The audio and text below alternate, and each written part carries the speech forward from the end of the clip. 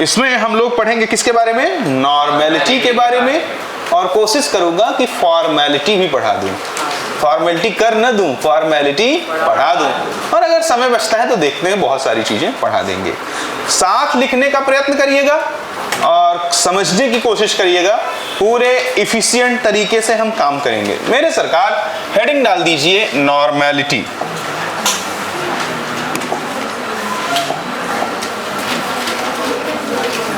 Normality ionic equilibrium अगर समझना है तो ये टॉपिक अपने में बहुत ज्यादा इंपॉर्टेंट है, बहुत ज्यादा। नॉर्मेलिटी की अगर हम बात करें तो नॉर्मेलिटी क्या कहता है, लिखिए, number of gram equivalents, number of gram equivalents present in 1 liter of solution। 1 litre solution में जो ग्राम इक्विवेलेंट्स प्रेजेंट रहते हैं किसके, सॉल्यूट के, तो हम कह सकते हैं number of gram equivalent of solute, और शुद्ध हो जाएगा, number of gram equivalents of solute present in 1 liter of solution is called its normality। सरकारों, अगर मैं नॉर्मेलिटी का फॉर्मूला बनाऊं तो वो क्या हो जाएगा, gram equivalent upon V in litre हो जाएगा। इसको यूनिटरी लॉ से प्रूफ कर सकता हूं, करके दिखा दूं, करके दिखा दूं या मान लोगे, ठीक है। अब जरा देखिए, अगर आपने इसको लिख दिया चेतन भाई, तो अगर मैं इसका क्रॉस मल्टीप्लाई करूं तो देखो n इंटू वी, और v इन क्या आ गया, लीटर, ये किसके बराबर है, ग्राम इक्विवेलेंट के बराबर है। ये तो बुकिश लैंग्वेज हो गया। मैं ज्यादातर इसको कैसे सॉल्व करता हूं, देखो, मेरे पास था नॉर्मेलिटी किसके बराबर, ग्राम इक्विवेलेंट के, बोलो हाँ, और अपॉन किसके था, v इन लीटर के, पक्का। अगर मैं ग्राम इक्विवेलेंट को 1000 से मल्टीप्लाई कर दूं, यानी कि ग्राम इक्विवेलेंट इनटू क्या लिख दूं, 1000, ये किस में कन्वर्ट हो गया, मिलीग्राम इक्विवेलेंट। सिमिलरली वैसे जैसे पिछले क्लास में मोल को 1000 से मल्टीप्लाई करने पे किस में कन्वर्ट हो गया था, और अगर मैं v इन लीटर को किससे मल्टीप्लाई कर दूं, 1000 से, तो किस में आ जाएगा, v इन ml में। यानी अब ये डेटा किस में आ गया, मिलीग्राम इक्विवेलेंट में, और ये नीचे किस में आ गया, ml में आ गया। बोलो हाँ, कितना परसेंट, हाँ, 1000 से 1000 कट जाएगा, और नॉर्मेलिटी क्या हो जाएगा, मिलीग्राम इक्विवेलेंट अपॉन v इन ml हो जाएगा। बोलो हाँ। यहां अगर मैं क्रॉस मल्टीप्लाई कर देता हूं नॉर्मेलिटी इनटू v इन ml को, तो ये किसके बराबर आ जाएगा, इज अ वेरी इंपॉर्टेंट, याद रखें कि n into v in litre हमें क्या देता है, ग्राम इक्विवेलेंट, और n इंटू v इन ml हमको क्या देता है, मिलीग्राम। उम्मीद करता हूं इतनी बात आपको समझ में आई होगी। तो बार बार एक शब्द आ रहा है ग्राम इक्विवेलेंट, तो इसके बारे में तो बच्चे से बात करनी पड़ेगी कि नहीं करनी पड़ेगी। ग्राम इक्विवेलेंट क्या होता है, जरा देखें। ग्राम इक्विवेलेंट होता है amount of substance in gram divided bye equivalent wait. क्या होता है, पक्का। अब अगला क्वेश्चन आ गया, व्हाट इज इक्विवेलेंट वेट। ये होता है molar mass upon n factor. बोलो हाँ। अब n फैक्टर बड़ा लंबा चौड़ा चीज है, आगे आपको मैं इक्विवेलेंट वेट के बारे में डेप्थ लेक्चर डिलीवर करूंगा, मोल का ही पार्ट है। अभी के लिए तुम बस इतना जान लो कि n फैक्टर की जब मैं बात करूंगा तो n फैक्टर में किसके किसके लिए निकालूंगा, n फैक्टर में निकालूंगा किसी एसिड के लिए, किसके लिए, या किसी बेस के लिए, या किसी सॉल्ट के लिए। बोलो, आगे इस पे डेप्थ लेक्चर पढ़ेंगे, अभी के लिए इतना जाने।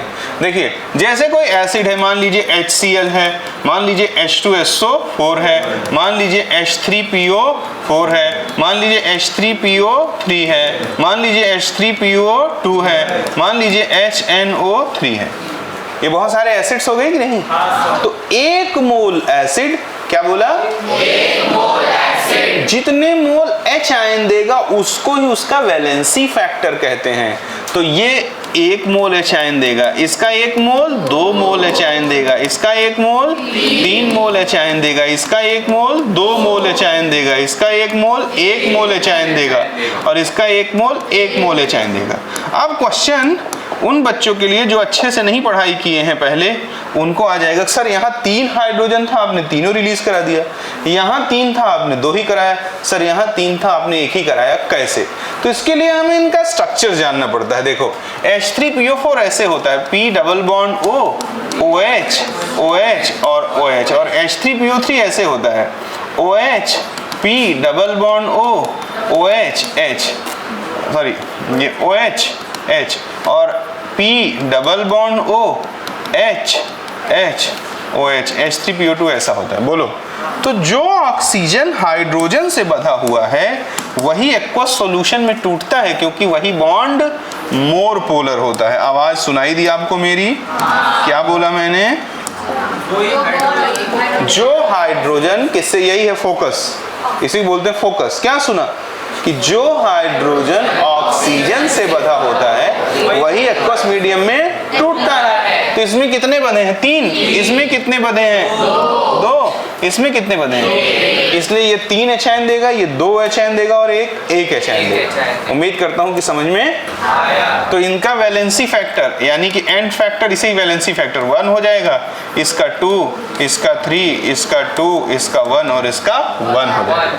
यानी कि in case of acids, end factor is nothing but number of moles of H ion released by 1 mole of acid। Acid का 1 मोल कितने मोल H आयन देगा वही उसका क्या कहलाता है? And factor. ऐसे ही बेस के केस में, जैसे मान लीजिए हमारे पास NaOH है और मान लीजिए हमारे पास MgOH का होल ट्वाइस है और मान लीजिए AlOH का होल थ्राइस है, मान लीजिए SiOH का होल 4 है फॉर एग्जांपल। और मान लीजिए कि ये कितने OH आयन देगा? 1। ये कितने OH आयन देगा? 2। और ये कितने OH आयन देगा? और ये कितने OH आयन देगा? वैसे इजीली आयोनाइज नहीं होता बट चलो मैं लिख देता हूँ। OH आयन ये कितने दे देगा? 4। समझने के लिए मान लो, तो इसका 1 मोल H आयन दे रहा है, तो इसका वैलेंसी फैक्टर क्या हो जाएगा? 1। इसका 1 मोल, इसका 1 मोल, इसका 1 मोल, नहीं समझा? अब लास्ट में बचा सॉल्ट। क्या बचा? सॉल्ट। तो charge associated with, charge associated with cation और चार्ज एसोसिएटेड विथ एनायन, ये इसका क्या होता है? N factor. जैसे NaCl एक सॉल्ट है, NaCl टूटेगा तो क्या देगा? तो कैटायन या एनायन से कितना चार्ज है? 1।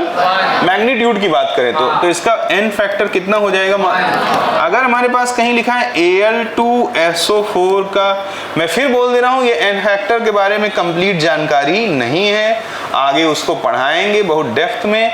अभी नॉर्मेलिटी को समझने के लिए जितनी चीजों की जरूरत लगती है सामान्य तौर पे उसे मैं डिलीवर कर दे रहा। यहाँ ये टूट के देगा 2Al+3 + 3SO4 पे -2। यहाँ टोटल चार्ज विथ कैटायन कितना है? 6। और टोटल चार्ज विथ एनायन कितना है? साइन अलग अलग है लेकिन मैग्नीट्यूड तो 6 ही है ना, तो इसका एन फैक्टर कितना हो जाएगा? 6 हो जाएगा। तुरटी, महाराष्ट्र में तुरटी बोलते हैं, हिंदी में फिटकरी बोलते हैं, बोलो, इंग्लिश में एलम बोलते हैं। क्या बोलते हैं?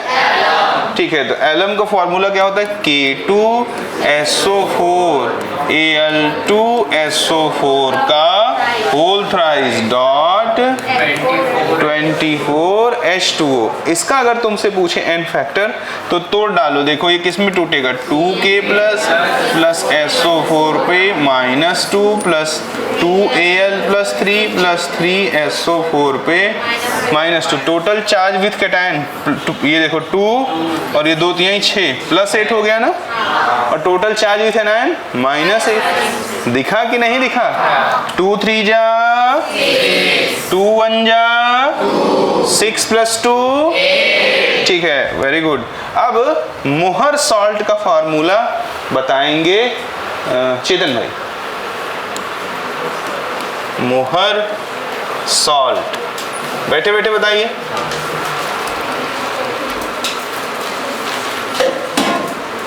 कोई बात नहीं, मोहर सॉल्ट का फार्मूला बताएंगे प्रणवी। अर्जुन, कोई बात नहीं। देखिए मोहर सॉल्ट बहुत सामान्य सी चीज है। अमोनियम का सल्फेट NH4 का होल ट्वाइस SO4, बोलो हाँ। और आयरन का सल्फेट FeSO4.6H2O, इसी को क्या बोलते हैं? क्या बोलते हैं?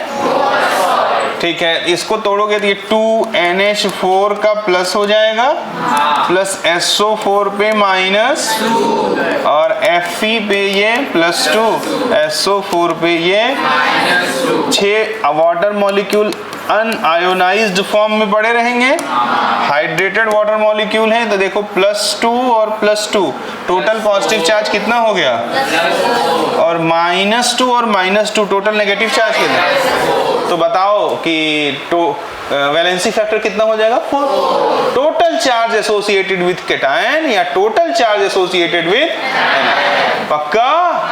अगला बात करूंगा माइक्रोकॉस्मिक सॉल्ट। क्या? माइक्रोकॉस्मिक सॉल्ट का फॉर्मूला बताएंगी दीदी। वेरी गुड, NaNH4HPO4, बोलो। तोड़ोगे तो किस में टूट जाएगा, Na plus NH4 plus HPO4 पे -2। टोटल पॉजिटिव चार्ज और टोटल नेगेटिव चार्ज आपस में क्या होने चाहिए? तो यहाँ वैलेंसी फैक्टर या n फैक्टर क्या हो जाएगा, 2 हो जाएगा। नहीं समझा? ब्लू विट्रियोल जानते हो, CuSO4.5H2O, इसको तोड़ोगे तो कॉपर +2 और सल्फेट -2, तो कितना टोटल पॉजिटिव चार्ज है? तो यहाँ n फैक्टर क्या हो जाएगा? पक्का ना? ग्लोबुलर सॉल्ट का फॉर्मूला कौन बताएगा? सर ये क्या है सर? सालो थोड़ी पढ़ाई लिखाई कर लो। GLOUBER प्रोनाउंशिएट करना नहीं कह दो, गोबर सॉल्ट। इट्स नॉट गोबर सॉल्ट, इट्स ग्लोबुलर सॉल्ट। इसका फॉर्मूला क्या होता है? ये सोडियम का सल्फेट है .10H2O है, कह दो हाँ। इसको तोड़ोगे तो 2Na प्लस SO4 पे -2। Total charge associated with cation कितना है, और total charge associated with anion कितना है? तो यहाँ वैलेंसी फैक्टर या n फैक्टर कितना हो जाएगा? ठीक है, मुझे इतने की जरूरत थी आज के टॉपिक के लिए। ठीक है, अब जरा देखिएगा, अब हम नॉर्मेलिटी में एक और बात बता देते हैं। नॉर्मेलिटी क्या होती है? चाहे बोलूं ग्राम equivalent upon V in litre, और चाहे बोलूं मिलीग्राम इक्विवेलेंट अपॉन V इन, दोनों का मतलब क्या है? मेरे सरकार, अगर मैं टेम्परेचर को वेरी कराऊंगा तो वॉल्यूम में बदलाव होगा कि नहीं होगा? जरा सा टेम्परेचर बढ़ा दूंगा तो थर्मल एक्सपेंशन की वजह से वॉल्यूम थोड़ा बढ़ सकता है, बोलो। बहुत ज्यादा टेम्परेचर बढ़ा दूंगा तो इवेपोरेशन की वजह से वॉल्यूम थोड़ा घट सकता है, मानते हो ना? ठीक है, तो कुल मिलाकर टेम्परेचर का वॉल्यूम फंक्शन है कि नहीं? Volume is the function of temperature. तो अगर वॉल्यूम फंक्शन है टेम्परेचर का और normality is the function of volume, तो normality finally function of temperature हो जाएगा कि नहीं? पता नहीं समझा कि नहीं? भाई मान लो ये मेरी बहन है, बोलो, और ये इनकी बहन है, तो ये मेरी बहन हुई कि नहीं हुई? आई बात समझ में कि नहीं? ठीक है, तो यहां से पता लगा कि normality is also temperature dependent term. जिस भी किसी में वॉल्यूम आ जाएगा, जानते रहिए वो किस पे डिपेंड करता है? टेम्परेचर। थियरी में अगर इतनी बात हो गई तो आगे गौर पूर्वक देखते चलें और एक एक करके चीजों को समझते चलें मेरे प्यारे सरकार। वेरी इंपॉर्टेंट में पहला पॉइंट मैं बोलूंगा, देखना क्या, नॉर्मेलिटी ग्राम इक्विवेलेंट क्या हो जाएगा? Amount of substance in gram upon equivalent wait, और V इन लीटर हो गया। अमाउंट ऑफ सब्सटेंस इन ग्राम को स्मॉल w से रिप्रेजेंट कर दे रहा हूं, इक्विवेलेंट वेट को E से, और V इन लीटर है। तो मान लो V इन लीटर है तो सब कुछ बढ़िया है। अगर V ml में दिया हुआ सपोज करो तो उसको 1000 से डिवाइड करके लीटर में बदल दोगे, तो 1000 कहाँ चला जाएगा? 1000 से डिवाइड करके उसको लीटर में बदल दोगे कि नहीं? सपोज करो किसी क्वेश्चन में वॉल्यूम लीटर में न दे करके किस में लिया हुआ है? ml में लिखा हुआ है। किस में लिखा हुआ है? तो उसको अगर हम किससे डिवाइड कर दें? 1000 से, तो ये V ml हो जाएगा और 1000 ऊपर चला जाएगा कि नहीं? पता नहीं समझा कि नहीं समझा? अब जरा देखिए, तो यहाँ आ गया n, तो जब ना देखने यहाँ एक फॉर्मूला बनेगा W is to NEV upon 1000। याद रखें, थोड़ा जल्दी आंसर ले आता है। जैसे तुम्हें नॉर्मेलिटी दे देगा और वॉल्यूम दे देगा और पूछेगा कि कितना सॉल्यूट लगता है, तो ऐसी स्थिति में झट से सॉल्व करने के लिए ये फॉर्मूला काफी यूजफुल होता है। और अगर लीटर में दिया है तो कोई दिक्कत ही नहीं है, यहाँ वाला लग जाएगा, ये वाला। नहीं समझा? अगर मैं यहाँ इसको W लिखूं और इसको क्या लिखूं? E और V, तो W इसको सीधे क्या हो जाएगा? NEV, but here V is in litre और here V is in ml। नहीं समझा? पक्का? कितना परसेंट पक्का? 100% पक्का। ठीक है, तो अब एक बात और बताएंगे, रिलेशन बताएंगे। क्या बताएंगे? रिलेशन बताएंगे किसके किसके बीच? Molarity and normality. नॉर्मेलिटी का फॉर्मूला हमारा आया था gram equivalent upon V in. Gram equivalent होता है amount of substance in gram upon equivalent weight. Repeat मत करिए, इनटू V इन लीटर। थोड़ा धैर्य रखिए। अमाउंट ऑफ इक्विवेलेंट वेट को हम क्या कह सकते हैं? रुकिए, molar mass upon valency factor. Equivalent weight क्या होता है? Molar mass upon valency factor. जानते हो ये बात सब लोग? पक्का? ठीक है, वैलेंसी फैक्टर कहाँ चला जाएगा? ऊपर, और यहाँ क्या आ जाएगा? V in litre. अब जरा गौर पूर्वक देखिए, amount of substance in gram divided by molar mass is mole, यानी कि नॉर्मेलिटी किसके बराबर हो जाएगा? Mole into valency factor upon V in. Again अगर हम लोग चेक करें तो mole upon V in litre किसके बराबर हो जाएगा? मोल। तो normality is equals to molarity into, यानी मोलरिटी दिया हो तो नॉर्मेलिटी जान सकते हैं और नॉर्मेलिटी दिया हो तो मोलरिटी जान सकते हैं। केवल किसके बदौलत? वैलेंसी फैक्टर के बदौलत। किसके बदौलत? चाहे बोलूं वैलेंसी फैक्टर, चाहे बोलूं n फैक्टर, दोनों का मतलब सेम। अब आपने वो बेसिक थियरीज जो नॉर्मेलिटी की थी वो मैंने आपको डिलीवर कर दिया, बट थियरी से कुछ होता नहीं है। हमें क्या आना चाहिए? क्वेश्चंस करना आना चाहिए। तो अब जरा ध्यान से देखिएगा, कोई रिपीट आप तब करेंगे जब मैं आपका नाम लेके आपसे कोई चीज पूछूंगा, ठीक है? धैर्य पूर्वक चुप बैठिए, बिल्कुल मजबूती के साथ। प्यारे सरकार, क्वेश्चन में सबसे पहले मैं शुरू करता हूं टाइप 1, और टाइप 1 बेस्ड है मेरा normality is equals to molarity into valency factor पर। अगर मैं कहूं कि 10⁻³ मोलर H3PO4 है अगर मैं कहूँ 10 की पावर -2 नॉर्मल NaCl है हमारे पास, और अगर मैं कहूँ कि 10 की पावर -1 मोलर H2SO4 है मेरे पास, अगर मैं कह दूं कि 10 की पावर -2 नॉर्मल H3PO2 है मेरे पास, और मुझे निकालना है जिसकी मोलरिटी दिया है उसकी नॉर्मेलिटी, और जिसकी नॉर्मेलिटी दिया है उसकी मोलरिटी, जिसकी मोलरिटी दिया है उसकी नॉर्मेलिटी, और जिसकी नॉर्मेलिटी दिया है उसकी मोलरिटी। तो यहाँ हम इस रिलेशन का क्या करेंगे, यूज।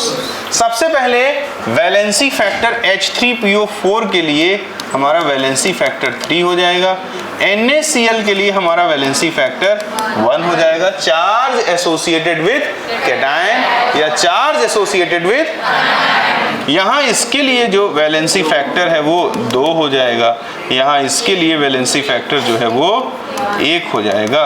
अब चलते हैं, तो नॉर्मेलिटी चाहिए, तो नॉर्मेलिटी क्या हो जाएगा, मोलरिटी इनटू वैलेंसी फैक्टर। यहाँ मोलरिटी चाहिए, नॉर्मेलिटी दिया है, तो मोलरिटी हो जाएगा normality upon valency factor. Normality है 10 की पावर -2, वैलेंसी फैक्टर है 1, तो 10 की पावर -2।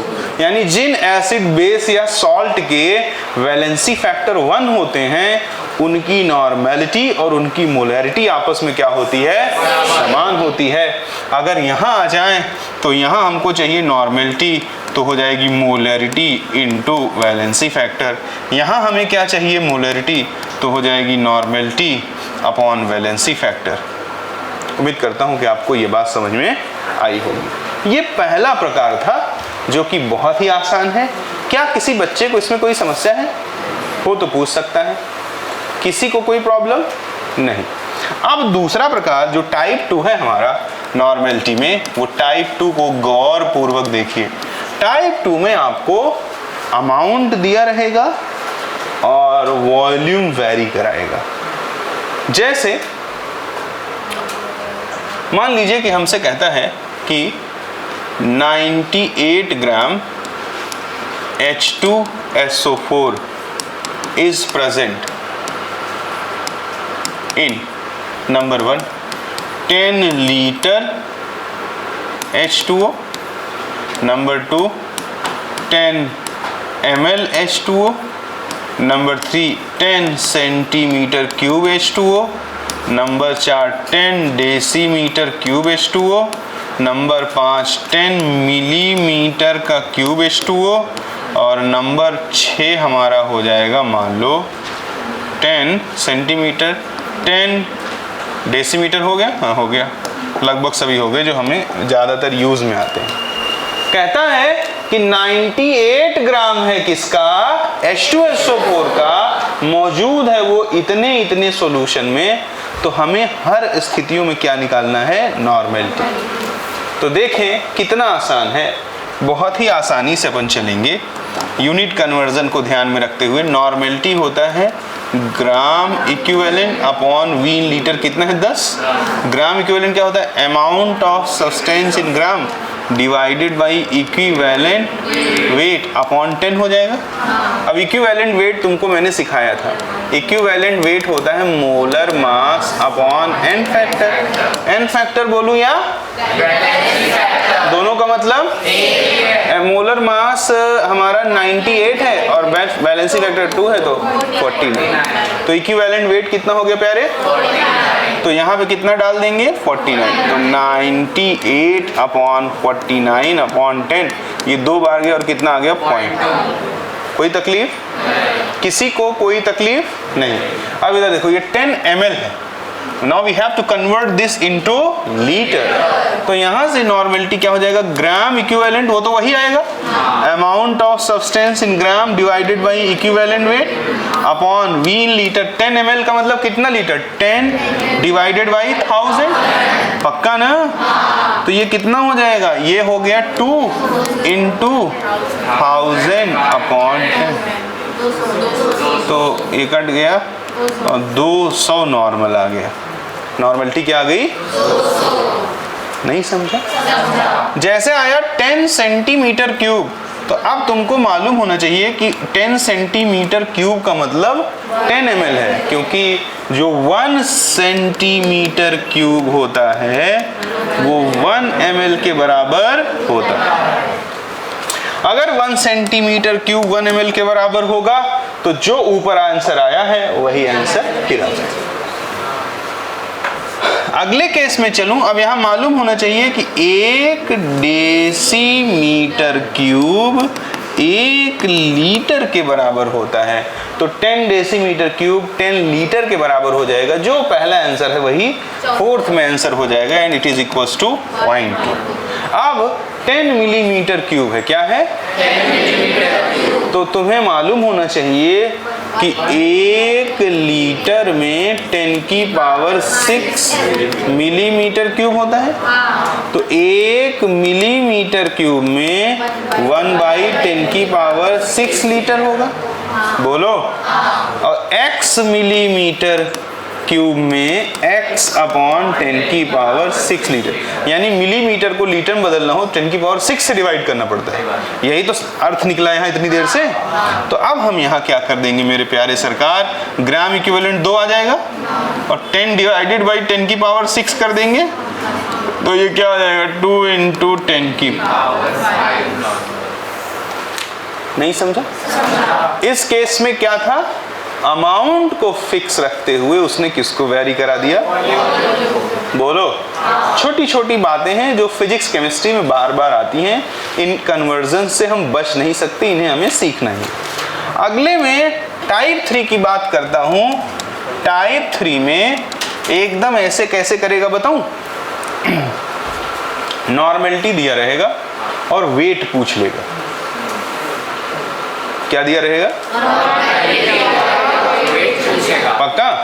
अब जैसे तुमने सेंटीमोलर पढ़ा था वैसे तुम सेंटी नॉर्मल का मतलब समझोगे n/100, वैसे तुम पेंटी नॉर्मल का मतलब समझोगे n/5, वैसे तुम डेसी नॉर्मल का मतलब समझोगे n/10, वैसे ही तुम सेमी नॉर्मल का मतलब समझोगे n/2।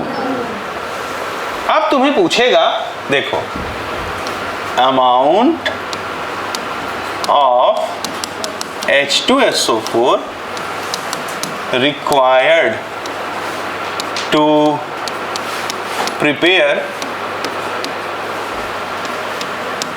Senti normal solution.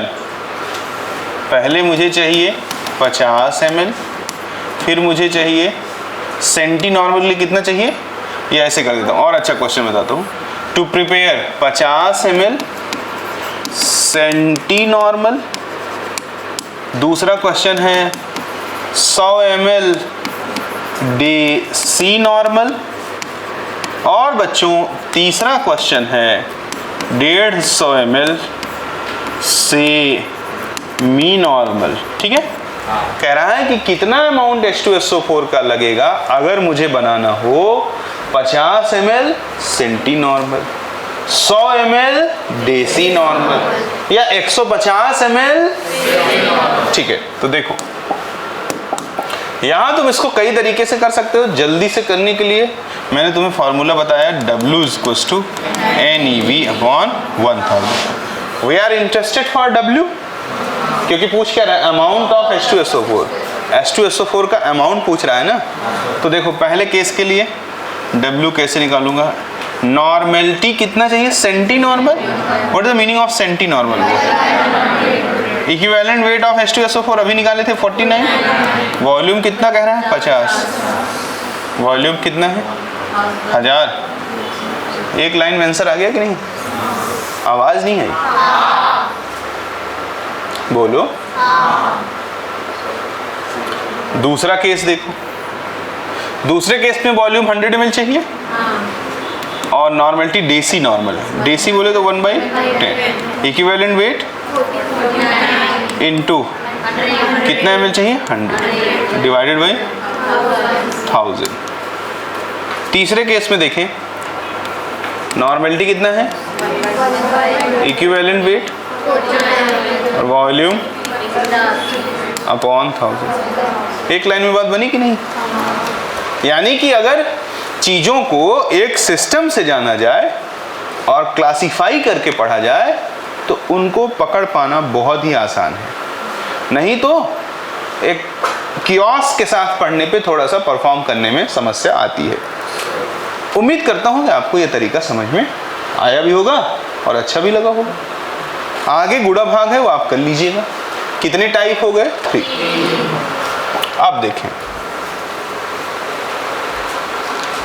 असली खेल अब शुरू होगा। टाइप 4 की बात करेंगे। टाइप 4 में बच्चों मिक्सिंग करते हैं। क्या करते हैं? मिक्सिंग। टाइप 4 में अपन मिक्सिंग करेंगे और जब मिक्सिंग करेंगे तो मिक्सिंग 3 तरीके से करते हैं।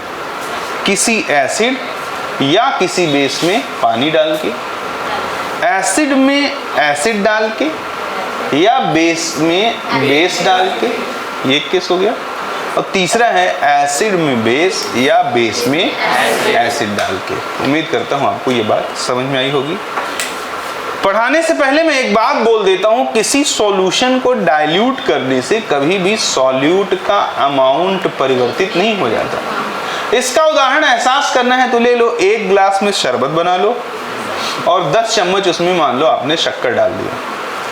अब उस 1 गिलास पानी को चाहे पूरे समंदर में डाल दो तो भी 10 ही चम्मच शक्कर रहेगा, चाहे अपने छत पे रखे टैंक में डाल दो तो भी 10 ही चम्मच शक्कर रहेगा, चाहे एक पानी की बाल्टी में डाल दो तो भी 10 ही चम्मच शक्कर रहेगा। ये इस बात को प्रूफ करता है कि किसी भी सॉल्यूशन में if we are going to dilute any particular solution then we cannot change the amount of solute. It will always constant। ठीक है, चलो मिक्सिंग में केस 1 लेता डाइल्यूशन का, जिसमें 10 की पावर -2 मोलर HCl है 50 ml और इसमें मैंने 950 ml पानी डाल दिया। 10 की पावर -3 नॉर्मल है H2SO4 और इसका 100 ml है, इसमें मैंने 1900 ml क्या डाल दिया? पानी डाल दिया। मेरे पास 10 की पावर -3 नॉर्मल AlCl3 है, इसका 50 ml था, इसमें मैंने 1950 ml क्या डाल दिया? वाटर डाल दिया। ये हो गया क्वेश्चन नंबर 1, ये हो गया क्वेश्चन नंबर 2, ये हो गया क्वेश्चन नंबर 3।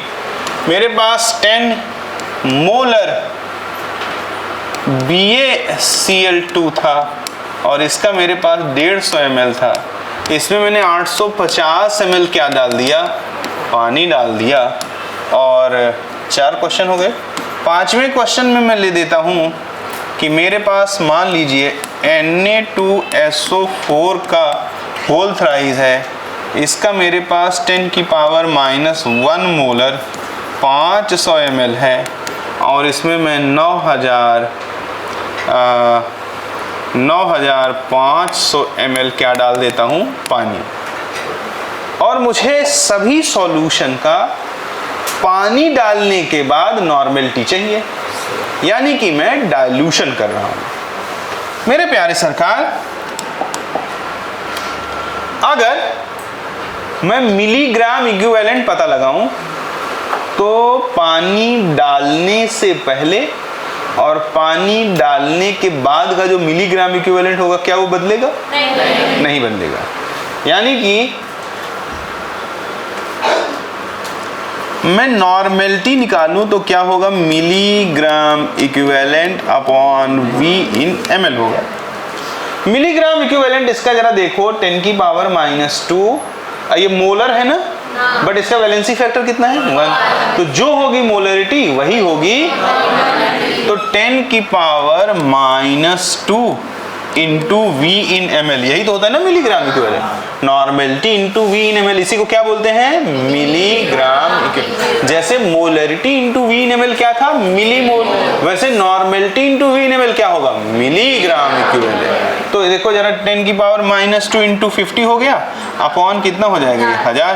बोलो इसको सॉल्व करोगे तो 20 आ गया, बोलो कितना परसेंट? हाँ, और ये ऊपर गया तो -1 यानी कि 5 इंटू 10 की पावर -4 हो गया, कितना परसेंट? हाँ, तो गुणा भाग तो कर लोगे ना, ठीक है। तो ये हो गया इसका नॉर्मेलिटी। इसी को किताबों में ऐसे लिखता है, देखो N1V1 is equals to N1 कितना है? 10 की पावर -2, V1 कितना है? 50, N2 चाहिए, V2 कितना है? फाइनल वॉल्यूम 50 प्लस 950, V2 यही नहीं करते सर, V2 तो 950 है, V2 फाइनल वॉल्यूम है 1000। बोलो हाँ। तो यहाँ से N2 ठीक वही आएगा जो मैंने लिखा है। ये कैसे लिखते हैं बुक वाले? क्योंकि मिलीग्राम इक्विवेलेंट डाइल्यूशन से पहले और डाइल्यूशन के बाद हमेशा सेम रहेगा। मिलीग्राम इक्विवेलेंट का क्या मतलब है? उसकी मात्रा, बोलो, और मात्रा तो सॉल्यूट की बदलेगी नहीं, वो तो वही रहेगी। कितना परसेंट? हाँ, तो मुझे ये तरीका ज़्यादा अच्छा लगता है रादर देन दिस वन। दोनों एक ही बात है, बट मुझे उस बात को ऐसा बोलना ज़्यादा अच्छा लगता है। आपको जैसा अच्छा लगे वैसा बोलिए। अब अगला देखिए, हमें नॉर्मेलिटी चाहिए। We know that normality is milligram equivalent upon V in ml. What about this one? 10 की पावर -3 नॉर्मल का कितना ml है? 100 ml। तो कितना हो जाएगा? 10 की पावर -3 इंटू 100, बोलो हाँ, और अपॉन 2000। नहीं समझा? 10 की पावर -3 इंटू 100 और अपॉन टोटल वॉल्यूम 1900 प्लस 100, 2000। तो 10 की पावर -3 इंटू 100 क्या हो जाएगा? 0.1 अपॉन 2000। तो 0.1 अपॉन 2000 को अपन क्या लिख सकते हैं? ये 10 की पावर -5 इंटू 10 की पावर -5। नहीं समझा? कुणाल भाई इसको कैसे लिखा जान लेते होगे ना? ठीक है, आगे देखिए, यहाँ नॉर्मेलिटी क्या हो जाएगी? Milligram equivalent. ये देखो 10 की पावर -3 इंटू 50 अपॉन 2000, ऐसे कट गया, 5 चौक 20, बोलो तो कितना आ गया? 10 की पावर -3 अपॉन 40, बोलो इसको अपन क्या बोल सकते हैं? 1/4 इंटू 10 की पावर -4, 1/4 क्या आ जाएगा? 0.25, बोलो तो 2.5 इंटू 10 की पावर -5 लिख सकते हैं। आ गई नॉर्मेलिटी। दिक्कत हो रही है किसी बच्चे को? बहुत आसान है, और आयनिक इक्विलिब्रियम में एक कदम नहीं चल सकता मैं अगर तुम्हें नॉर्मेलिटी नहीं आती तो। आगे देखें, यहाँ क्या हो जाएगा? 10 इंटू 150 अपॉन 1000। हाँ, रुक जाया कर थोड़ा सा। मोलरिटी यहाँ 10 नहीं ले सकते ना, क्योंकि इसका बैलेंसी फैक्टर 1 नहीं है। तो जैसे ऐसा किए तुरंत क्या हो जाएगा? तो मोलरिटी नॉर्मेलिटी होता है मोलरिटी इंटू वैलेंसी फैक्टर। तो इसकी मोलरिटी कितनी है? 10। वैलेंसी फैक्टर कितना है? 2। जान लोगी ना, Ba + 2 + 2। ये हो गया उसका क्या? Normality into V in ml कितना हो गया? 150 अपॉन, आंसर आ गया। तो कितना हो गया? ये एक से ये कट जाएगा, इससे ये कट जाएगा, और ये कितना हो जाएगा? 0.2, 15 दूनी 30, 3 आ गया। अगला केस जरा देखें, यहाँ पे 10 की पावर -1 है, ये मोलरिटी है। आई नीड, तो किससे मल्टीप्लाई करूंगा? इसका एन फैक्टर 3 दिख रहा है मुझे, तुम्हें भी दिख रहा है? अरे दी 2, 3 Na2SO4 है ना, ये थ्राइस नहीं होगा, Na2SO4 है ना, तो 2Na प्लस कितना हो जाएगा? 2 हो जाएगा। समझे कि नहीं समझे? अरे बचपन में लिखते थे ना Na+SO4 पे माइनस, ये इसके नीचे, तो NaSO Na2SO4, बोलो हाँ। इधर देखिए 10 की पावर -1, ये इसकी क्या है? सॉरी -1, ये इसकी मोलरिटी है, इंटू 2 कर दिया, इंटू 500 कर दिया, तो मिलीग्राम इक्विवेलेंट और अपॉन 10,000 कर दिया तो टोटल वॉल्यूम। नहीं समझा? अब इसमें क्या है जो नहीं समझे, तो सबको समझना ही चाहिए। तो ये कितना आ जाएगा, 500 से काट दोगे तो 0 0 और ये 20 हो गया, बोलो तो दहम्मा 20 हो गया 10 की पावर माइनस। ये पहला केस था जब किसी सॉल्यूशन में क्या डालेगा, पानी। बिल्कुल भी तुम्हें टेंशन लेने की ज़रूरत नहीं है। जैसे मोलैरिटी में डाइल्यूशन कराए थे वैसे ही डाइल्यूशन में किस में करा दे रहा हूँ, नॉर्मेलिटी में। बस यहाँ ध्यान रखना है, कई बार मोलैरिटी दिया रहता है, नॉर्मेलिटी पूछता है, तो वहाँ वैलेंसी फैक्टर का इस्तेमाल करके अपन उसको कन्वर्ट कर लेंगे। नहीं समझा? दूसरे केस में तुम्हें क्या करेगा, एसिड में क्या डाल देगा, एसिड, और बेस में क्या डाल देगा। जैसे केस 2 में हम डालते हैं एसिड में एसिड, या क्या डाल देंगे, और रिजल्टेंट सॉल्यूशन की क्या पूछेंगे, नॉर्मेलिटी। जैसे मान लीजिए हमारे पास 10 की पावर -3 नॉर्मल HCl का 200 ml है, उसमें मैंने 10 की पावर -2 नॉर्मल HCl का 500 ml डाल दिया। जैसे मान लो 10 की पावर -2 मोलर AlOH का होल थ्राइस का 500 ml था, इसमें 10 की power -1 normal AlOH whole thrice का 500 ml डाल दिया। जैसे मान लीजिए कि हमारे पास जो है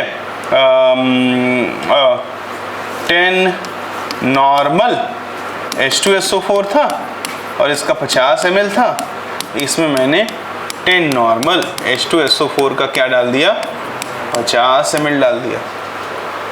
बोलो कितना परसेंट है? थोड़ा सा स्मार्ट करूं बात को। जैसे 10 की पावर -2 मोलर HCl का 50 ml था, इसमें 10 की पावर -2 मोलर H2SO4 का 50 ml डाल दिया। इस बार मैंने कुछ स्मार्ट करने की कोशिश की। अब वहाँ अगर तुम जो है थक जाओगे तो मज़ा नहीं आएगा। अब तक एक ही प्रकार के एसिड को आपस में मिक्स करता था, इस बार मैंने देखो एसिड तो है लेकिन दो अलग अलग टाइप के एसिड हैं। आई बात समझ में? ऐसे ही मैं बेस के लिए भी ले दूंगा नेक्स्ट पेज पे, पहले इतना समझा देता। देखो अगर मान लो तुम्हें यहाँ नॉर्मेलिटी चाहिए तो नॉर्मेलिटी का सिर्फ एक फार्मूला मुझे तुमसे उम्मीद है कि याद होगा, मिलीग्राम इक्विवेलेंट अपॉन V इन। तो यहाँ एसिड का मिलीग्राम इक्विवेलेंट कितना है, 10 की पावर -3 इंटू 200 प्लस यहाँ कितना है 10 की पावर -2।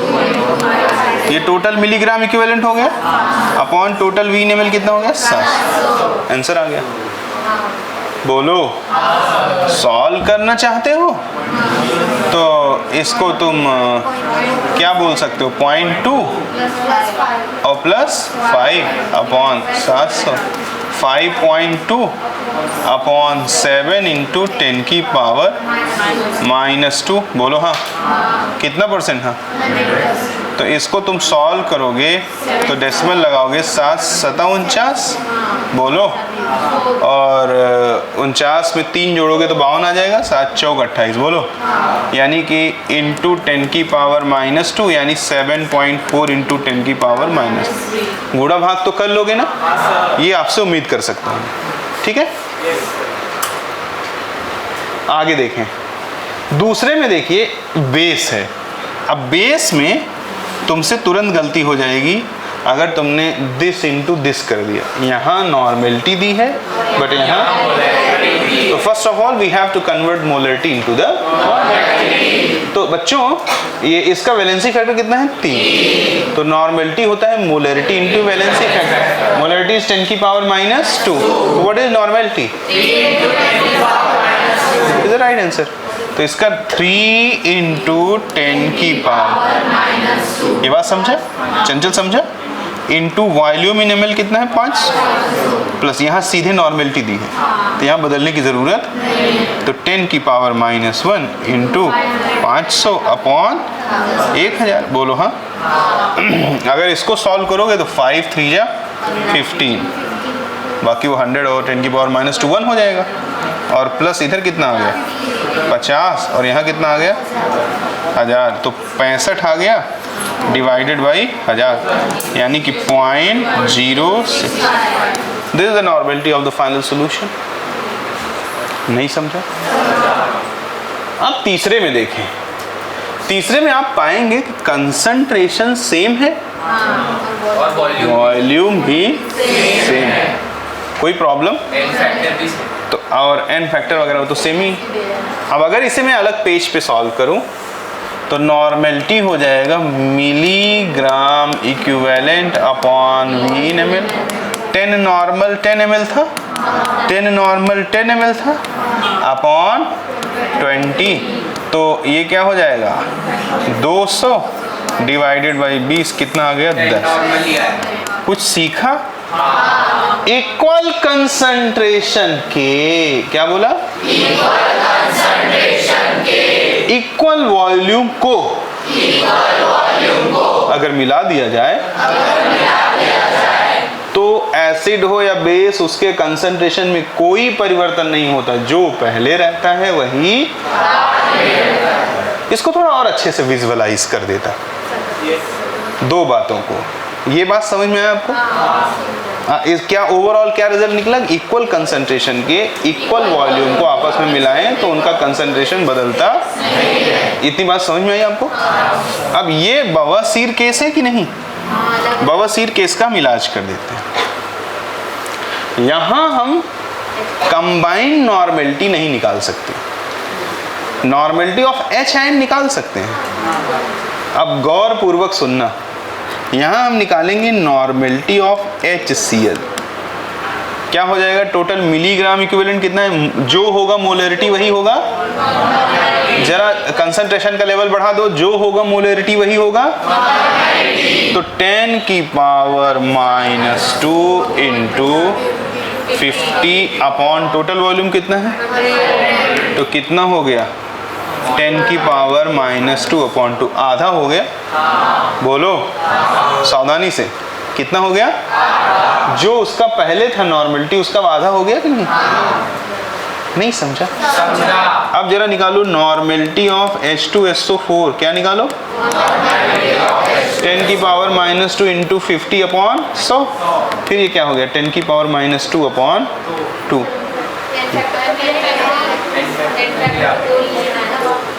इसको नॉर्मेलिटी कर दो, ठीक है? अब क्या सीखे तुम?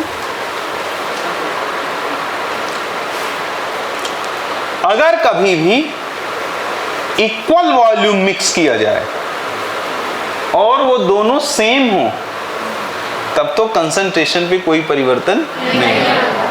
लेजर शार्प फोकस चाहिए अब जो बोल रहा हूं उसे समझने के लिए। और अगर कभी इक्वल वॉल्यूम दो अलग अलग चीजों का मिक्स किया जाए तो जो उनका वास्तविक कंसंट्रेशन होता है उसका आधा हो जाता है। फिर से चक्कर आ गया। अगर सेम चीज का इक्वल वॉल्यूम सेम कंसंट्रेशन मिलाया जाए तो कंसंट्रेशन में कोई परिवर्तन वही आता है। अलग अलग चीज का सेम कंसंट्रेशन और इक्वल वॉल्यूम मिलाया जाए तो कंसंट्रेशन आधा हो जाता है। साले सेम है, आधा हो गया रे। नहीं कंसंट्रेशन उसका 10 to the power -2 मोलर है, उसका 10 to the power -2 नॉर्मल है। कहाँ? नहीं, मैंने कहा यहाँ भी नॉर्मल रखो और वहाँ पे भी नॉर्मल, और यहाँ मोलर नॉर्मल कुछ भी रखो, उससे क्या फर्क पड़ता है? HCl के लिए जो होगा मोलर वही होगा। हाँ ठीक है सर, समझ लगा? मैं उम्मीद करता हूँ कि आप इन सब चीज़ों में कंफ्यूज नहीं होंगे। इसमें कंफ्यूज होंगे तो फिर मून रेड करना पड़ेगा। क्या बेटा घुटना फोड़ ली? सोच रहे हो कि अरे जल्दी भागो, पता नहीं क्या क्या पढ़ा रहा है, जल्दी भागो यहाँ से। सरकारों आगे एक यूनिट आएगा आयनिक इक्विलिब्रियम। तुम तो 11th में भी नहीं हो कि मैं तुम्हें डराऊं, तुम तो पहले उससे गुजर चुके हो ना, तो अब उस दोबारा भी उससे गुजरना है। मुझे अपने टीचिंग स्किल पे बहुत कॉन्फिडेंस रहता है। मुझे ऐसा लगता है कि मैं सिखा ले जाऊंगा, क्योंकि मैं खुद भी बहुत मेहनत करता हूँ, उस पर आपको खूब प्रैक्टिस कराऊंगा, बट वो तभी सिखा पाऊंगा जब ये खेल आपको आता रहेगा। समझे क्या? और हमारे एग्जाम में हमारे पास समय तो है नहीं 50 सेकंड से ज़्यादा, तो हमें कुछ चीज़ों को थोड़ा शार्प ऑब्जर्वेशन करना पड़ेगा। अब ये दो बातें समझ लीजिए, एक बार और बोल देता हूँ। इक्वल कंसंट्रेशन, सेम चीज इक्वल वॉल्यूम, तो फाइनल सॉल्यूशन के कंसंट्रेशन में कोई बदलाव नहीं है। इक्वल कंसंट्रेशन, इक्वल वॉल्यूम और अलग अलग चीज, तो उनके फाइनल कंसंट्रेशन ठीक आधे हो जाते हैं। यानी अगर इक्वल वॉल्यूम मिलाया गया तो कंसंट्रेशन आधा हो जाएगा। बोलो कब? लेकिन कब? जब चीजें अलग अलग हो। नहीं समझा? अच्छे से मजा आया? आना भी चाहिए। सरकार, हमने केस 2 पढ़ लिया। अब जब इतनी इक्वल पिक्वल की बातें हो गई तो एक चीज मेरे दिमाग में और आ गया। मान लो, खड़ी हो जाओ, इनने मेरे से बवाल कर लिया और मैंने पकड़ा इनको, एक शेर मांस निकाल लिया इनके शरीर से, तो इनको ब्लीडिंग होने लगेगा पक्का। अब इनके ब्लीडिंग होते से ही इनका किसी ने इतना ब्लड ले लिया, किसी ने इतना ब्लड ले लिया, फिर मुझे याद आया, अरे यार ये तो मेरी स्टूडेंट है, लेके भागा हॉस्पिटल। अब जो इतना ब्लड था उसका पीएच और जो इतना ब्लड था उसका पीएच अलग अलग रहेगा पक्का। इसका मतलब कि सेम सॉल्यूशन से, खून इनके शरीर में एक सॉल्यूशन है। या तुम्हारा ब्लड टेस्ट होता है, ब्लड पीएच निकालना है तो पूरा शरीर से पूरा ब्लड बाहर कर लेते हैं, सूख के कांटा हो गई। जरा सा ब्लड लेते हैं ना सैंपलिंग के लिए। बैठो, इसको मैं प्रूफ कर सकता हूँ। पूछो कैसे? मान लो मेरे पास एक बहुत बड़ा टैंक है। क्या है? और मैं जो कि शौकीन आदमी हूं, मैंने इसमें इथेनॉल भर रखा है। क्या भर रखा है? कोई बच्चा बिगड़ रहा हो उसको सुधारने के लिए, कोई रिश्तेदार, कोई हित मित्र आ गया, उसकी सेवा करने के लिए इथेनॉल लगता है शाम को। ये क्या मिटा देता है? दर्द, चाहे वो दिल में हो या शरीर में। तो इथेनॉल का मान लो मेरे पास 100 लीटर है। कितना लीटर है? 100 लीटर। और 2 मोलर है। कितना है? 2 पक्का? ठीक है। अब मान लो कि दीदी मेरे यहाँ मेहमान हुई, जगत की दीदी सुषमा दीदी मेहमान हुई, और वही सर बड़ा टेंशन है। क्या बोली कि सर बड़ा टेंशन है। तो मैंने कहा कि रुको, मैंने इस टैंक के नॉब को खोला और इसमें से क्या निकल गया? इथेनॉल। पक्का? कितना परसेंट पक्का? 100%। मैंने 20 ml इस सॉल्यूशन को निकाला। कितना ml निकाला? 20 ml। It's not. अब 20 ml निकाला तो जरा देखो इसका कंसंट्रेशन क्या होगा। लिसन, मोलैरिटी क्या होती है? मिलीमोल अपॉन, मिलीमोल क्या होता है? मोलैरिटी इनटू V इन ml अपॉन V इन ml। तो मोलैरिटी कितनी थी? 2। जल्दी बोलो। V इन ml कितना लिए? 20। और अपॉन टोटल V इन ml कितना है? 20। कट गया, कितना आ गया? 2। इस 100 लीटर की भी मोलैरिटी कितनी थी? 2। और इस 20 ml की भी मोलैरिटी कितनी है? 2। पक्का? हाँ। अब मान लो कि दीदी ने बोला कि सर मजा नहीं आया, तो मैंने इनको कहा कि रुको, और मैंने एक 90 निकाल दिया। महाराष्ट्र की फेवरेट डाइट है 90 ml। बोलो। तो 90 ml अगर मैंने निकाल दिया, अब मेरे पास टोटल कंटेनर में कितना था? 100 लीटर। निकाल कितना दिया? 90। मैं इसकी मोलैरिटी चेक करना चाहता हूँ। मोलैरिटी क्या होता है? मिलीमोल। मिलीमोल क्या हो जाएगा? 2 इंटू अपॉन V इन ml 90। चाहे 20 ml लो इसमें से या 90, या जो आपको क्वांटिटी पसंद हो, उसका कंसंट्रेशन सदैव कितना रहेगा? तो एक ही सॉल्यूशन में, हंसी मजाक के साथ साथ राज भी जान लो, एक ही सॉल्यूशन में से चाहे तुम उसका एक बूंद निकाल दो, चाहे 1 लीटर, चाहे 50 लीटर, उसके मोलरिटी और नॉर्मेलिटी पे कभी कोई परिवर्तन जो ओरिजिनल सोर्स की कंसंट्रेशन होगी वही फाइनल सॉल्यूशन का भी क्या होगा, कंसंट्रेशन। इसको हम नॉर्मेलिटी के लिए भी चेक कर सकते हैं। सिमिलर V से V कट जाएगा और हमेशा एक ही आंसर आएगा। चेक कर दूं? समझ में आ गया अच्छे से? ठीक है। तीसरा केस लूंगा, केस 3 जो है चंचल, वो है जब हम एसिड में क्या मिला दें मेरे बच्चे, बेस, या बेस में क्या मिला दें, दोनों एक ही बात है। राम का घर श्याम के बगल है तो श्याम का घर राम के घर से दूर हो जाएगा, बगल में ही होगा। तो चाहे एसिड में मिलाओ बेस या बेस में मिलाओ, एक ही बात है यहाँ के लिए। बोलो सरकार। चलो 10 की पावर -2 मोलर 20 ml HCl है और इसमें मैंने 10 की पावर -2 नॉर्मल क्या डाल दिया, AlOH का होल थ्राइस डाल दिया। मैं फाइनल सॉल्यूशन की क्या जानना चाहता हूँ, नॉर्मेलिटी।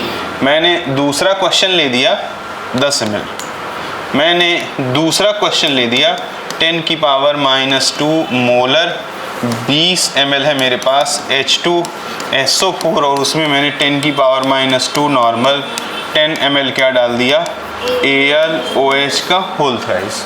मेरे पास तीसरा क्वेश्चन ले दूं तो 10 की पावर -2 मोलर का 20 ml H3PO4 है और मैंने इसमें 10 की पावर -2 नॉर्मल का 10 ml का क्या डाल दिया, MgOH का होल ट्वाइस। मेरे पास 10 की पावर -2 मोलर का 20 ml है, लेकिन इस बार H3PO3 है, इसमें मैंने 10 की पावर -2 नॉर्मल के 10 ml का क्या डाल दिया, NaOH डाल दिया।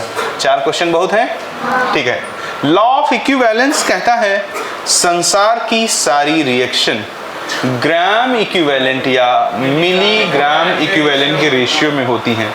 ये बात आप जानते हैं तो बहुत अच्छी बात है, नहीं जानते तो मैं आपको सिखा दूंगा। देखिए, जैसे मोल मोल कैलकुलेशन कहता है कि अगर N2 3H2 से रिएक्ट करके क्या बना रहा है, 2NH3, इसका मतलब 1 मोल नाइट्रोजन कंप्लीट रिएक्शन के लिए डिमांड करता है 3 मोल। लेकिन ऐसा यहाँ कुछ नहीं रहेगा, नाइट्रोजन है, हाइड्रोजन है और क्या बनाता है 2NH3। तो अगर इसका x ग्राम इक्विवेलेंट लिया मैंने, क्या लिया, तो इसका भी x ग्राम इक्विवेलेंट ही लगेगा।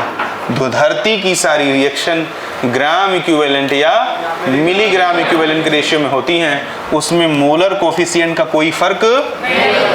अगर मैं इसका y मिलीग्राम इक्विवेलेंट ले लेता तो इसका 3y ना लगता, इसका भी y। ये बात कितने लोगों को पहले से मालूम है? दुनिया की सभी रिएक्शन ग्राम इक्विवेलेंट या मिलीग्राम इक्विवेलेंट के रेशियो में होती है। जो लोग नहीं जानते वो जान लें, this is the law of equivalence. Proof भी कर दूंगा, डोंट वरी। पहले इतना मेमोराइज करो।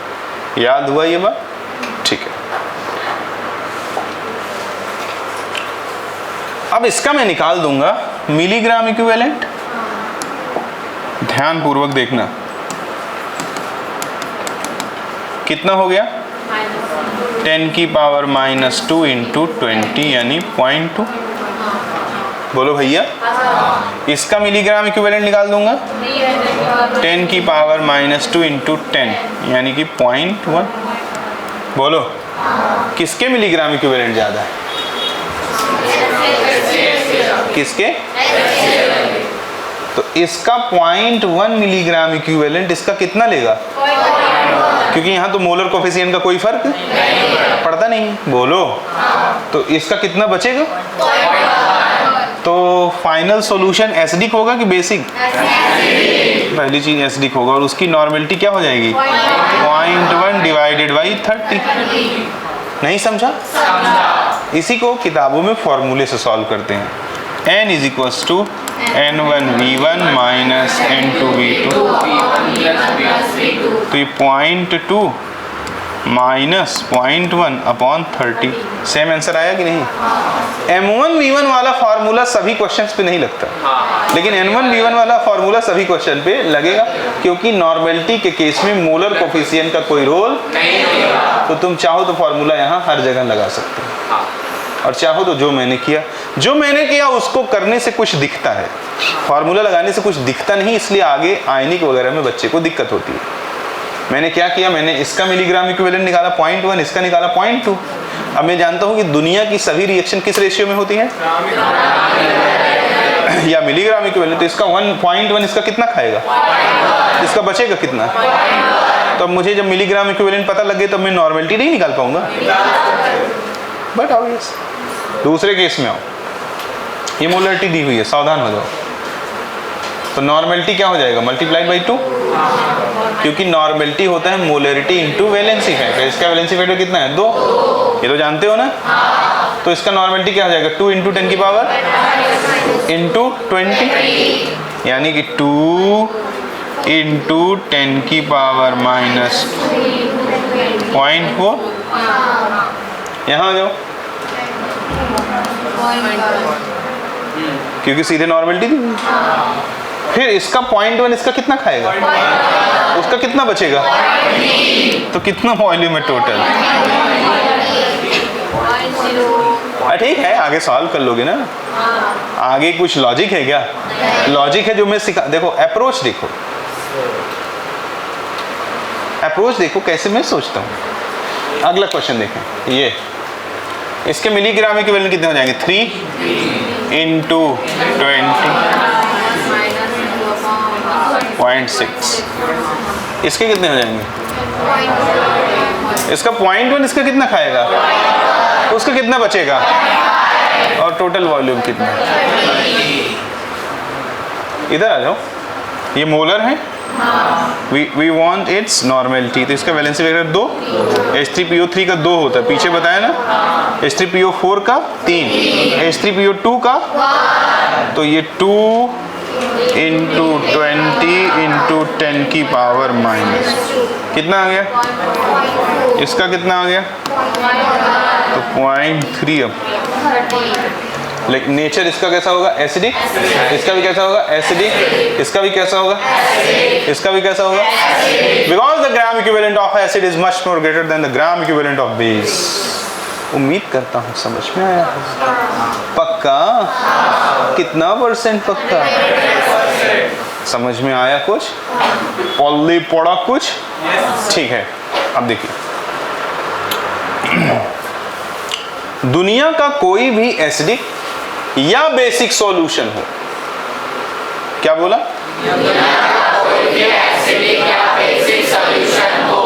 उसमें कंसंट्रेशन ऑफ H आयन या OH आयन सदैव उसकी नॉर्मेलिटी के बराबर होते हैं।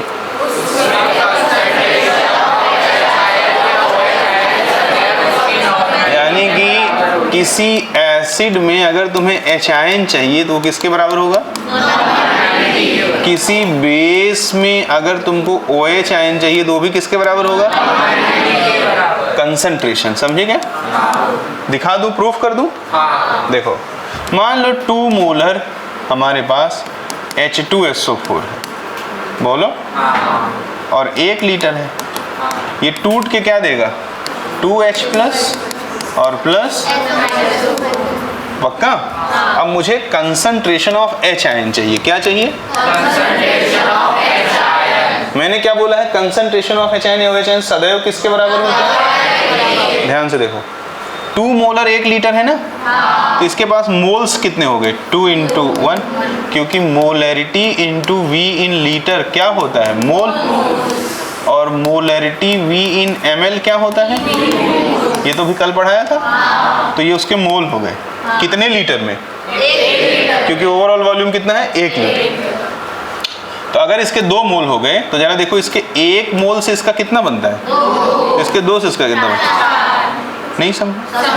तो 4 मोल इसके कितने लीटर में है, तो इसका कंसंट्रेशन क्या हो गया, कंसंट्रेशन होता है मोल पर लीटर, तो क्या हो गया 4/1, 4, बोलो हाँ। इतना करने की जरूरत, अब इसकी जरा नॉर्मेलिटी निकालो, मोलरिटी इंटू वैलेंसी फैक्टर 4, दोनों सेम है अलग अलग है? किसी भी एसिडिक सॉल्यूशन में तुम्हें HN चाहिए, क्योंकि बार बार जब pH निकालोगे आगे तो क्या चाहिए, HN चाहिए होगा।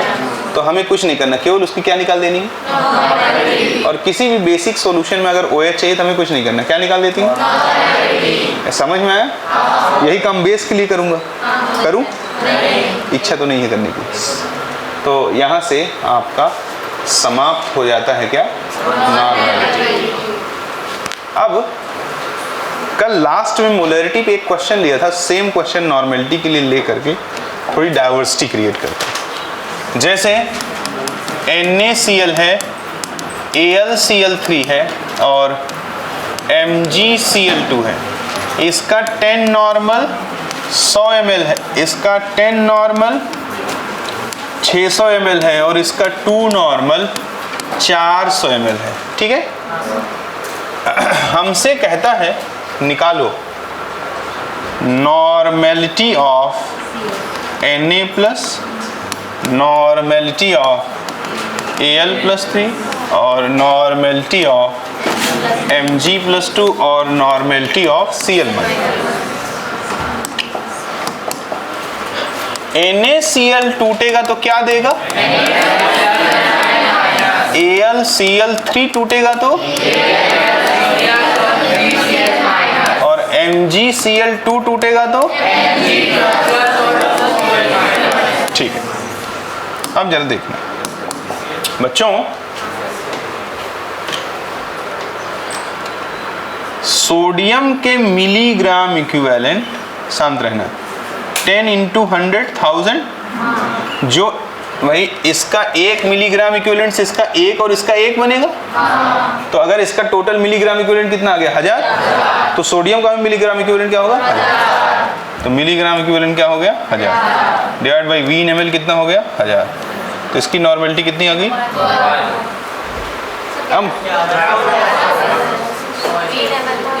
कम कर दो,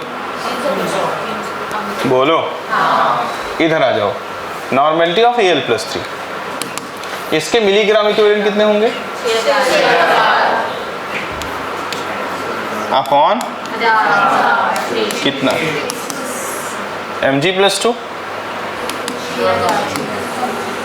2 × 300 600 होगा, 6000 होगा, 0.6। Normality of Cl-, common mistake जो बच्चे करते हैं, इसका मिलीग्राम इक्विवेलेंट कितना आया था, 1000, तो इसका 1000 आ जाएगा। यहाँ इसका मिलीग्राम इक्विवेलेंट कितना आया था, 6000, तो इसका लोग 18000 लिख देते हैं। लेकिन इसके 1 मिलीग्राम, इसके 1 मोल से इसका 3 मोल मिलेगा, लेकिन इसके 1 मिलीग्राम इक्विवेलेंट से इसका 1 ही मिलीग्राम। यही इतनी देर से सिखा रहा हूँ, चक्कर आ गया। तो Cl- के टोटल मिलीग्राम इक्विवेलेंट कितने हैं, पहले वाले में कितना हो जाएगा, 1000। समझा कि नहीं समझा? जितने मिलीग्राम इक्विवेलेंट NaCl के होंगे उतने ही मिलीग्राम इक्विवेलेंट Cl-। दूसरे की वजह से 6। अब ट्रिपल मत कर देना, क्योंकि लॉ ऑफ इक्विवेलेंस कहता है कि इसका 1 ग्राम इक्विवेलेंट इसका 1 ही देगा। अब ये समझा कि नहीं समझा? तो यहाँ कितना आ जाएगा, 6 है, और यहाँ 600 को 1200 मत कर देना, मोल तो 1200 होगा बट मिलीग्राम इक्विवेलेंट वही रहेगा। चक्कर आ गया, और अपॉन 1000, तो 6000 एक 7600 divided by 1000, 7 point. This is the normality of Cl-। उम्मीद करता हूँ आपको समझ में आया होगा, और यहाँ से और कुछ नहीं बचता है बोलने को, किस पे, नॉर्मेलिटी।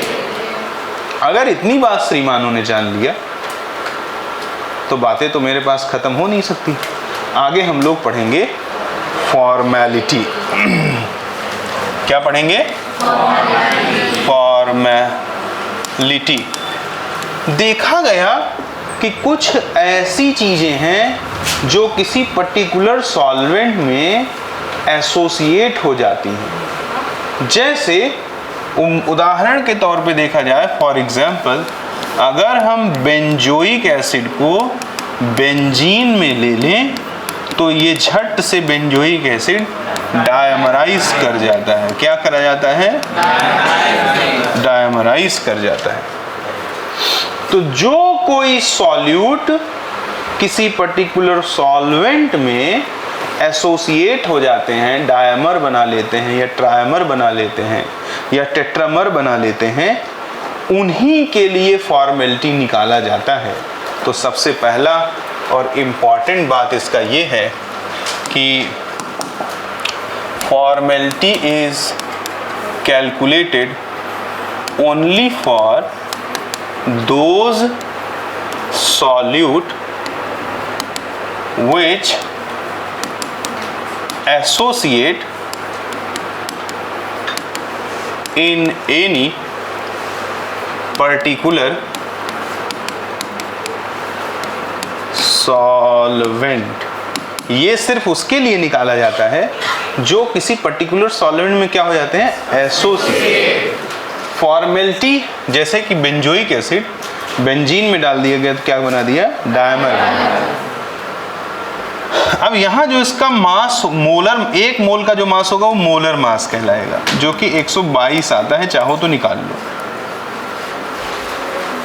एसोसिएशन के बाद जो मोलर मास आता है उसको फॉर्मल मास बोलते हैं। क्या बोलते हैं? Formal mass.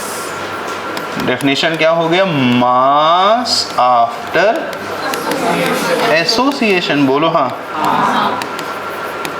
तो इसके एक मोल में इसका 2 मोल है कि नहीं? तो इसका जो फॉर्मल मास हो जाएगा वो 244 हो जाएगा कि नहीं? चक्कर आ गया? बिफोर एसोसिएशन जो मास है वो तो मोलर मास है, लेकिन आफ्टर एसोसिएशन जो मोलर मास है उसी को क्या बोलते हैं? Formal. What is formal mass? It is a mass after association. Is that clear? पक्का? अब देखो, अगर फॉर्मेलिटी जाननी है तो फॉर्मेलिटी होता है ग्राम फॉर्मल। क्या होता है? Upon V litre. ग्राम। अब सवाल पैदा हुआ, सर जी ये ग्राम फॉर्मल क्या है? तो ग्राम फॉर्मल होता है amount of substance in gram divided by formal mass. तो सवाल पैदा होता है सर जी ये फॉर्मल मास क्या है? तो mass after association is called formal mass. नहीं समझा? तो यहां से हम आगे चलेंगे और एक क्वेश्चन ले देते हैं कि हमारे पास एक कंटेनर था जिसमें 50 लीटर कौन मौजूद था? बेंजीन मौजूद था। कौन मौजूद था? बेंजीन। इसमें हम लोग डाल रहे थे बेंजोइक एसिड। क्या डाल रहे थे? Benzoic acid. ठीक है। और बेंजोइक एसिड का मैंने 488 ग्राम ले लिया। कितना ले लिया? 488 ग्राम। अब मुझसे कह रहा है कैलकुलेट। क्या कह रहा है? Calculate molarity of the solution, normality of the solution, formality of the solution. Molarity निकाल दूंगा तो n upon V in litre हो जाएगा। n क्या हो जाएगा? Amount of substance in gram 488 divided by molar mass 122 upon V in litre 50। बोलो हाँ। 4 बार जाएगा तो 4/50 आ जाएगा। बोलो हाँ। कितना परसेंट है? ये 0, एक 0 और बड़ा 0, 5 40, 0.08 आ गया। अब हमें चाहिए नॉर्मेलिटी।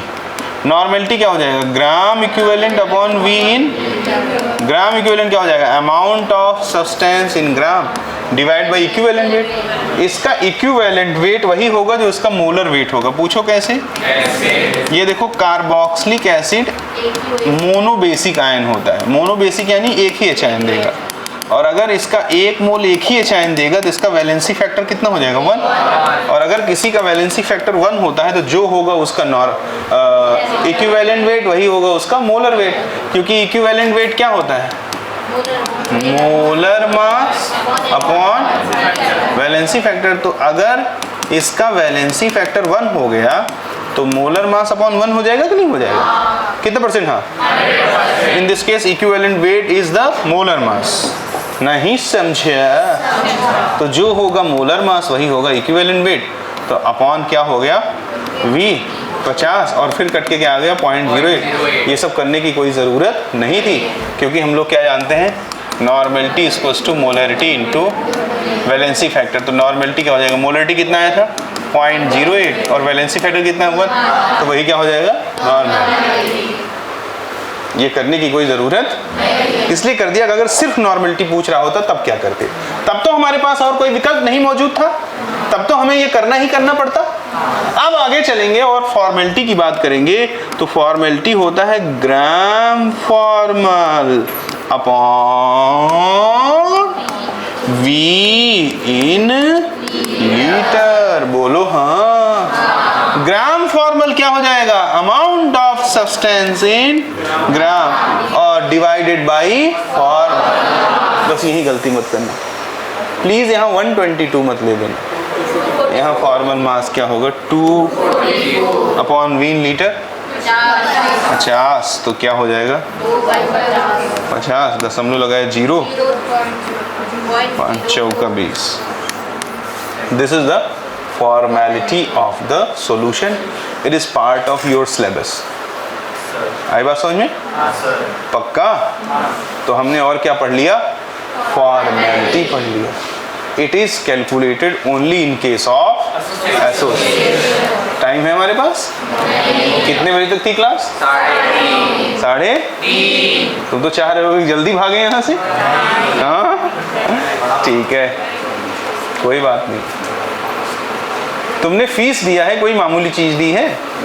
कलयुग में जो पैसा दे वो भगवान जैसा ही है कि नहीं?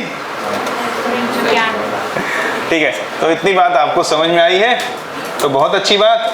नहीं समझ में आई तो शायद मुझ में ही कोई कमी रही हो। 244 is the formal mass. Formal mass is the mass after association. Clear? जब ये पीछे वाले पेज पे है